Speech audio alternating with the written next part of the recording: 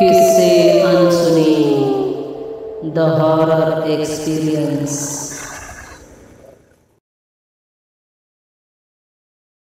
नमस्कार मित्रांनो, स्वागत आहे तुमचं तुमच्या आपल्या किस्से अनसुने या चॅनलमध्ये। मित्रांनो, चॅनलवर जर पहिल्यांदाच आला असाल तर चॅनलला सबस्क्राईब आणि व्हिडिओ आवडलाच व्हिडिओला लाईक करायला अजिबात विसरू नका। चला, तुमचा जास्त वेळ न घेता आपल्या आजच्या कथेला सुरुवात करूया। आज जन्माष्टमी आहे सुभाष। अरे, परागची आठवण आली बघ या सणाला। यावर्षी त्याची कमी जाणवत आहे बघ। हो रे, काय कसलेला गोविंदा होता ना तो। पण गेल्या वर्षी असं अचानक काय घडलं देव जाणो। 8व्या थरावरून पराग सरळ खाली कोसळला आणि जागीच ठार झाला बघ। आणि गेल्या वर्षी हंडी फोडलीच नाही आपण, कधी नाही ते गाळबोट लागलं बघ मंडळाला आपल्या। सुभाष आणि मिलिंद गेल्या वर्षी घडलेल्या अपघाताबद्दल बोलत होते। पराग हा त्यांच्या मंडळाचा गोविंदा। 6-7 थर तो सहज चढून सर करायचा। लहानपणापासून त्याचा सराव होता।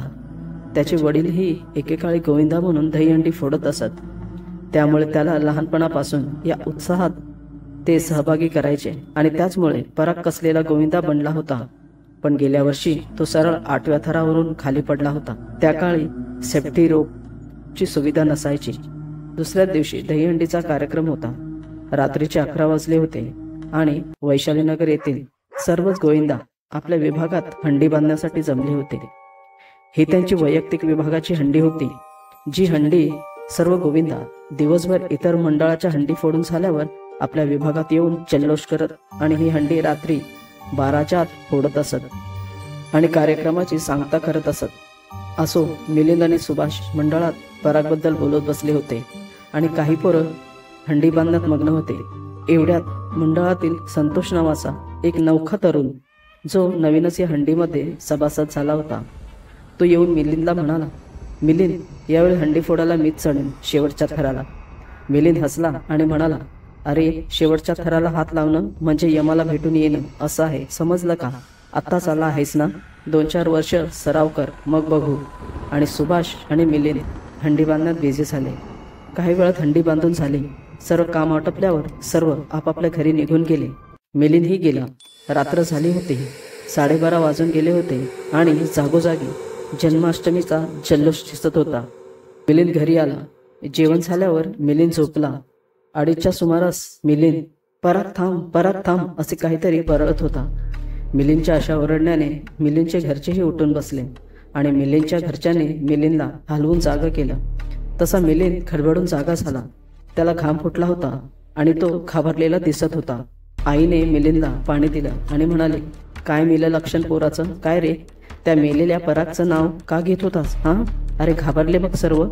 आणि मिलिंद आपल्या आई, बाबा, बहीण पूजा आणि भाऊ शुभम याच्याकडे पाहू लागला आणि म्हणाला, अगं आई, पराग आला होता स्वप्नात आणि त्याने मला झोपेतून उठवलं आणि मला म्हणाला, मिलिंद, उद्या मीच फोडणार बघ हंडी।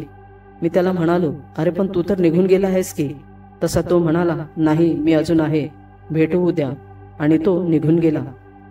मी त्याला थांब म्हणत होतो, पण तो हसला आणि निघून गेला।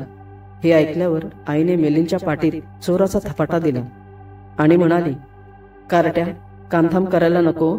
आणि महिना झाला मी बघते आहे, नुसतं आपलं हंडी करतो आहेस। झोपेत पण तुला हंडीमध्ये मेलेला तो पराग दिसतो। काय करावं या पोराचं? तसे मिलिंदचे बाबा म्हणाले, असू दे ग, हेच वय आहे त्यांचं। आणि पुन्हा सर्व झोपी गेले। आता सकाळ झाली होती। मिलिंद केव्हाच घराबाहेर पडला होता आणि आपल्या मंडळात पोहोचला होता। सर्व गोविंदा एकत्र जमा झाले होते। कोणी गाण्याच्या तालावर नाचत होतं, तर कोणी आपापल्या मंडळाच्या टी-शर्ट घालण्यात मग्न होतं। कोणी वाजवण्याचे ढोल ताशे तपासून पाहत होतं। एकूण वातावरण जल्लोषमय झालं होतं आणि मिलिंद काहीसा नर्वस होता। सुभाषने मिलिंदला विचारले, काय रे मिलिंद, असं शांत का दिसतो आहेस? मगापासून पाहतो आहे तुला, काय झालं? मिलिंद म्हणाला, अरे सुभाष, रात्री पराग आला होता रे स्वप्नात आणि म्हणाला, यावर्षीची हंडी मीच फोडणार। तसं सुभाष हसू लागला आणि म्हणाला, काय मिलिंद, स्वप्न होतं ते? अरे, काल आपण परागविषयी बोलत होतो ना, कदाचित तेच स्वप्नात दिसत असेल तुला। म्हणतात ना, मणी वसे ते स्वप्नी दिसे, असंच काहीसं। चल, टेन्शन घेऊ नकोस। तसा मिलिंद काहीसा रिलॅक्स झाला।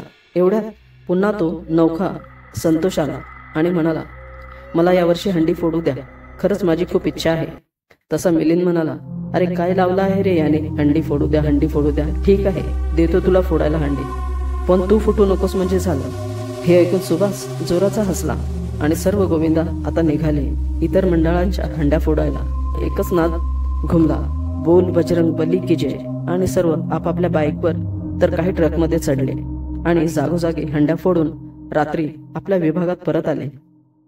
आता आपल्या विभागातील हंडी फोडायची होती आणि थरावर थर रचले गेले, पण 7व्या थरावर येऊन रचलेले थर कोसळत होते. अचानक कोणाच्या मनगटात चमक येत होती, तर कोणी कमरेतून खाली बसत होता आणि हंडी फोडायला वर चढलेला गोविंदा सारखा खाली कोसळत होता. खाली उभे गोविंदा त्याला झेलत होते म्हणा, पण असं याआधी कधीच झालं नव्हतं. दुसऱ्या नाही तर तिसऱ्या खेपेला हंडी फोडून होत होती.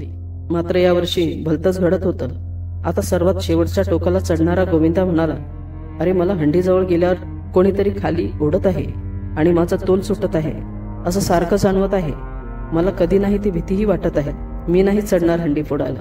आणि तो म्हणाला, मी खालच्या थराला उभा राहतो. आता ऐन वेळेला कोणता गोविंदा वर चढवावा. तयार तर सर्वच होते, पण सर्व शरीराने जाडजूड आणि वरती बारीक अंगाचा कोणीतरी हवा होता. तसा गर्दीतून वाट करत संतोष पुढे आला आणि म्हणाला, मिल्या, मी चढतो बघ. आणि त्याने डोक्याला रुमाल चढवला.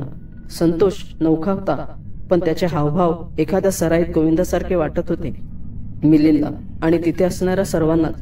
मिलिंद सुभाषला म्हणाला, चढू दे याला, खूप दिवसापासून मागे लागला आहे, होऊ दे याची इच्छा पुरी.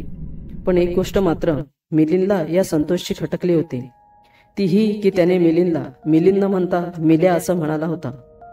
याला तर नंतर बघतो म्हणून मिलिंदने विषय वाढवला नाही आणि थर रचले. संतोष सरसर करीत थर कापित होता. वरच्या थराला पोचला आणि मिलिंद आणि सुभाष चकित होऊन पाहतच बसले. आणि काय आश्चर्य, एका प्रयत्नातच हंडी फोडली संतोषनं आणि आनंदाच्या भरात आपली टी शर्ट काढली आणि 2-3 वेळा गरगर फिरवली आणि त्याने ती हवेत भिरकावली. हे सर्वच पाहत होते आणि संतोषची तारीफ करीत होते, पण मिलिंद आणि सुभाष मात्र स्तब्ध उभे राहून हा प्रकार पाहत होते. आणि नकळत दोघंही एकाच वेळेस म्हणाले, परागची आठवण आली रे. आणि ते एकमेकांकडे चकित नजरेने पाहू लागले. हंडी फोडली गेली.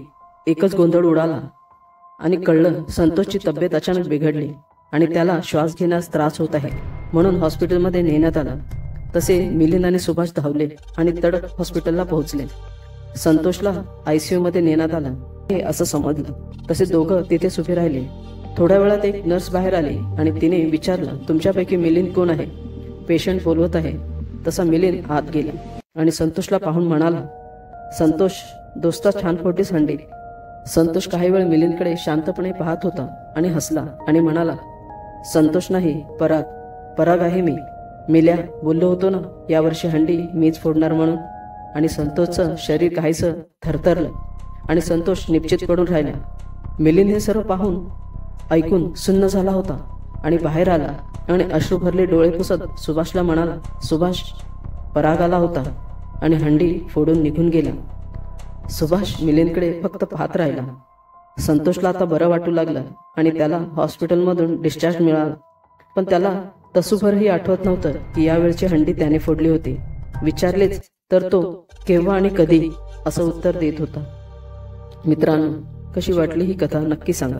व्हिडिओ आवडले असल्यास व्हिडिओला लाईक आणि चॅनलला सबस्क्राईब करायला अजिबात विसरू नका. चला तर मित्रांनो, भेटूया पुढील कथेसह. तोपर्यंत नमस्कार.